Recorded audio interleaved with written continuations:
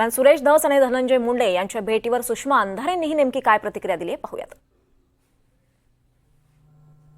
हत्या प्रकरणाच्या संबंधाने सातत्याने बोलणारे सुरेश धस हे धनंजय मुंडे यांना 4.5 तास भेटले की 4.5 मिनिटं भेटले, हा मुद्दा महत्त्वाचा नाही आहे। मुद्दा हा महत्त्वाचा आहे की या सगळ्या धामधुमीमध्ये सुरेश धस असं करूच कसं काय शकतात।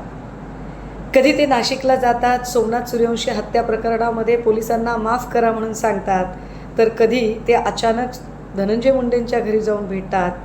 ही संदिग्धता ते का निर्माण करत आहेत? या सगळ्या प्रकाराने ते बीडच्या जनतेचा विश्वास गमावत आहे आणि नुसता ते स्वतःचा वरचाच विश्वास गमावत नाहीत, तर देवेंद्र फडणवीसांची विश्वासार्हता सुद्धा यामुळे संपुष्टात येत आहे।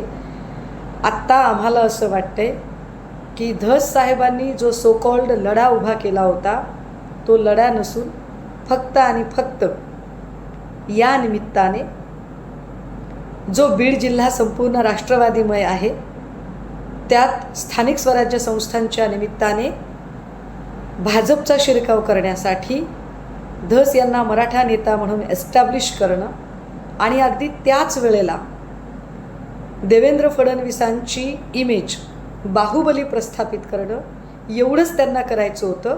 ते काम त्यांचं फत्ते झालेलं आहे। त्यामुळे आता आपण कुणाच्या गळ्यात गळे घालून भेटलो काय आणि कुठे गेलो काय याने काय फरक पडतो, असं त्यांना वाटत असावं। मला संतोष देशमुखांच्या कुटुंबियांच्याबद्दल जास्त वाईट वाटत आहे, ज्यांनी एवढा विश्वास धस यांच्यावर टाकला। बीडच्या सगळ्याच, फक्त मराठाच नाही, 18 पगड जातीच्या लोकांनी जो विश्वास आमदार धस यांच्यावर टाकला, आज त्यांनी तो विश्वास मातीमोल ठरवला आहे। आम्हाला हे अत्यंत खेदाने म्हणावं लागते की गंगाधर ही शक्तिमान आहे।